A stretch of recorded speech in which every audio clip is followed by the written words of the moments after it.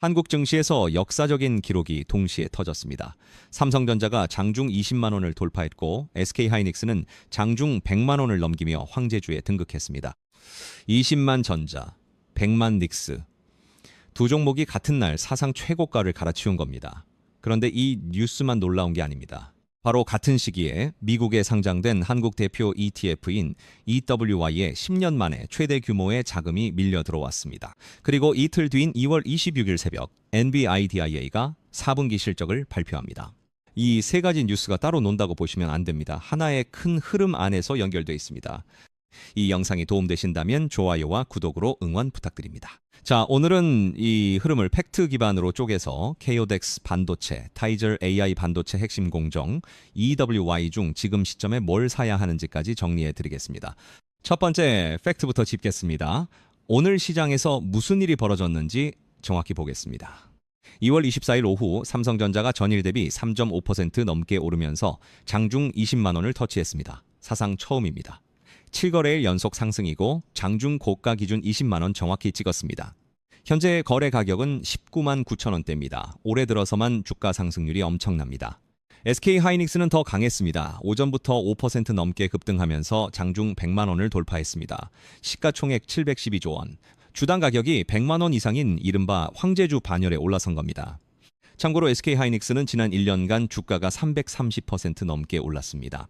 두 종목이 동시에 사상 최고가를 경신한 건 단순한 투자 심리 때문이 아닙니다. 구조적인 이유가 있습니다. 이게 두 번째 팩트입니다. 지금 반도체 시장은 슈퍼사이클, 업계에서는 메가사이클이라는 표현까지 쓰고 있습니다. 핵심은 세 가지입니다. 첫째, HBM 고대 역폭 메모리 시장의 폭발적 성장입니다. AI 서버에 들어가는 필수 부품인데 수요가 공급을 완전히 압도하고 있습니다. UBS에 따르면 2026년 상반기까지 극심한 공급 부족이 지속됩니다. HBM 시장 규모는 올해 546억 달러, 전년 대비 58% 성장 전망입니다. SK하이닉스의 HBM 시장 점유율은 57%에서 최대 62%, 독보적 1위입니다. 둘째, 범용 DRAM과 NAND 가격이 동시에 폭등하고 있습니다. 대신증권에 따르면 올해 범용 DRAM 평균 판매 가격은 전년 대비 154% 상승, 난드는 89% 상승이 전망됩니다. 트렌드포스는 1분기 NAND 계약 가격 상승률을 기존 33, 38%에서 55, 60%로 상향 조정했습니다. HBM만 오르는 게 아니라 메모리 전체가 오르고 있다는 겁니다. 이게 중요합니다. HBM은 SK하이닉스가 압도하지만 범용 메모리에서는 삼성전자의 비중이 훨씬 큽니다. 그래서 삼성전자 주가가 뒤늦게 강하게 따라붙는 겁니다. 셋째, 공급 측면에서의 구조적 제약입니다. 삼성전자는 평택 P사 팹 조기 가동을 추진 중이고 SK하이닉스는 용인 1기 팹을 예상보다 앞당겨 준비하고 있지만 생산 설비 확충에는 시간이 걸립니다. 내년까지 메모리 부족 현상이 이어질 수 있다는 전망이 나오고 있고 이건 가격 협상력이 공급자에게 유리하게 유지된다는 뜻입니다. 증권사 목표 주가를 보겠습니다.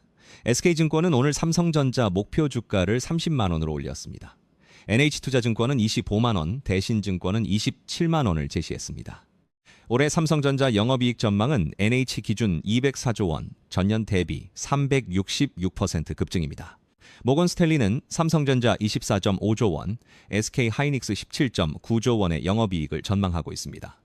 한 가지 주의할 점이 있는데 SK하이닉스의 연간 영업이익 전망이 147조 원, 영업이익률 72%입니다. 이건 반도체 역사상 유례없는 수치입니다. 꿈의 마진율이라는 표현이 나올 만합니다. 세 번째 팩트로 넘어가겠습니다. EWY에 쏟아진 자금의 의미입니다. EWY는 iShares MSCI South Korea ETF입니다. 미국 뉴욕 거래소에 상장돼 있고 블랙록이 운용합니다. 한국 대형주 약 80개 종목에 투자하는 ETF로 구성 비중을 보면 삼성전자 28.36%, SK하이닉스 18.95%입니다. 이 두 종목 합산이 약 47%, 거의 절반입니다. 나머지에 현대차, KB금융, 신한지주, SK스퀘어 같은 대형주가 들어갑니다. 보수율은 연 0.59%입니다. 자금 흐름을 보겠습니다. KB증권에 따르면 지난 한 주 동안 EWY에 약 10억 달러, 우리 돈 약 1조 4천억 원이 한꺼번에 유입됐습니다. 10년 만에 최대 주간 유입입니다. 올해 2월 누적 유입액은 33억 달러, 약 4.7조 원입니다. 지난해 연간 유입액이 18억 달러였으니까 이달 만에 작년 전체를 훌쩍 넘긴 겁니다. 블랙록이 운영하는 이 ETF에 하루 만에 2억 8천만 달러가 들어온 날도 있었는데 이건 상장 25년 만에 최대 일간 기록입니다. 이게 뜻하는 바가 뭐냐? 글로벌 기관 투자자들이 한국 주식시장, 특히 반도체 대장주에 대규모 베팅을 하고 있다는 겁니다. 개인 투자자들이 서학개미로 12조 원어치 미국 주식을 살 때 반대편에서 글로벌 자금은 ETF를 통해 한국 시장으로 들어오고 있습니다. 이건 투기가 아닙니다. 구조적인 이익 성장에 대한 장기 포지션입니다. 이 자금 흐름의 배경에는 코스피 전체에 대한 재평가가 깔려 있습니다. 노무라는 2026년 상반기 코스피 목표치를 7,500에서 8,000으로 제시했습니다. 키움증권은 오늘 연간 상단을 기존 6,000에서 7,300으로 올렸습니다. 메모리 기업들이 올해 한국 전체 순이익의 64%를 차지할 것이라는 분석도 있습니다. 반도체가 곧 한국 증시다라는 얘기입니다. 네 번째 팩트입니다. 모레 새벽에 NVIDIA 실적 발표. 이게 왜 한국 반도체 투자에 직접적인 영향을 주는지 짚겠습니다. 한국 시간 2월 26일 새벽 6시 NVIDIA가 회계연도 2026년 4분기 실적을 발표합니다. 11월부터 1월까지의 실적입니다. 월가 컨센서스를 보면 매출 약 659억 달러, 전년 대비 60% 이상 성장입니다. 조정 주당순이익 EPS 예상치는 1.5, 3달러, 매출 총이익률은 75% 안팎이 예상됩니다. 참고로 지난 3분기에 NVIDIA는 매출 570억 달러, EPS 1.3달러를 기록하면서 시장 예상을 상회했고 당시 4분기 매출 가이던스로 650억 달러 플러스 마이너스 2%를 제시했었습니다. 그런데 핵심은 숫자 자체가 아닙니다. NVIDIA 주가는 지난해 10월 212달러로 사상 최고가를 찍은 뒤 180달러대에서 4개월 넘게 횡보하고 있습니다. 같은 기간 SP500이 3.3% 오르는 동안 NVIDIA는 겨우 1.7% 올랐습니다. 블룸버그는 이를 두고 기대치의 함정이라고 표현했습니다. 시장의 눈높이가 너무 높아져서 웬만한 호실적은 오히려 재료 소멸로 인식될 수 있다는 겁니다. 투자자들이 이번 실적에서 진짜 보는 건 세 가지입니다. 첫째, 다음 분기 매출 가이던스입니다. 컨센서스를 얼마나 초과해서 제시하느냐가 핵심입니다. 둘째, 차세대 AI 칩 블랙웰의 공급 상황입니다. 젠슨 황 CEO가 수요가 미쳤다고 했는데 문제는 생산 과정의 병목입니다. 블랙웰 양산이 원활하게 진행되고 있느냐, 아니면 공급 차질로 마진이 깎이고 있느냐. 셋째, 매출 총 이익률 유지 여부입니다. 지난 3분기 GAAP 매출 총 이익률은 73.4%였고 이번 분기 시장 예상은 약 75%입니다. 이 숫자가 빠지면 시장은 부정적으로 반응합니다. 여기에 대외 변수도 있습니다. 트럼프 행정부의 관세 제압박, 유럽과의 무역 갈등이 빅테크 기업들의 AI 설비, 투자 심리를 위축시킬 수 있다는 우려가 있습니다. 그리고 최근 오픈 AI의 투자 축소 소식까지 나오면서 AI 거품론이 다시 고개를 들고 있는 상황입니다. 한국 투자자 입장에서 이게 왜 중요하냐? 엔비디아의 AI 칩, 특히 데이터 센터용 GPU에는 SK 하이닉스와 삼성전자가 만드는 HBM이 필수적으로 들어갑니다.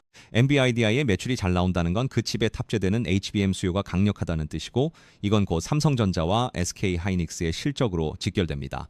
실적이 기대 이상이고 가이던스가 강하게 나오면 한국 반도체주와 관련 ETF에 즉각적인 상승 모멘텀이 옵니다. 반대로 가이던스가 실망스럽거나 마진이 빠지면 단기 조정의 방아쇠가 될 수 있습니다. 삼성증권의 문준호 연구원은 이번 NVIDIA 실적에 대해 숫자 자체보다 가이던스에서 AI 수요의 구조적 지속성을 확인할 수 있느냐가 핵심이라고 분석했습니다. 이 점 꼭 기억해 두시기 바랍니다. 다섯 번째 팩트입니다. 자, 그러면 실제로 뭘 사야 하느냐? KODX, 반도체, 타이저, AI 반도체, 핵심 공정, EWY 이 세 가지를 하나씩 뜯어보겠습니다. 각각의 성격이 완전히 다릅니다. 먼저 KODX 반도체 종목 코드 구만 1160입니다. 삼성 자산운용이 운용하고 KRX 반도체 지수를 추종합니다. 코스피와 코스닥을 합한 반도체 업종 종목 약 36개에 투자합니다.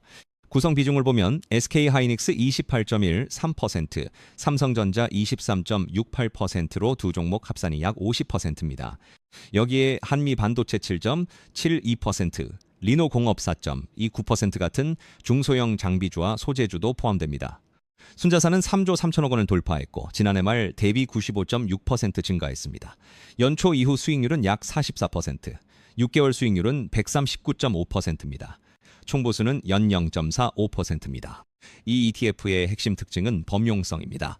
대형주인 삼성전자와 SK 하이닉스로 안정적 기반을 깔고 반도체 장비와 소재 중소형주까지 함께 담아서 업종 전체의 상승을 포괄적으로 가져갑니다. 반도체 슈퍼사이클에 올라타고 싶은데 개별 종목 선택이 부담스러운 분, 연금 계좌에서 반도체 비중을 넣고 싶은 분에게 가장 기본이 되는 선택지입니다.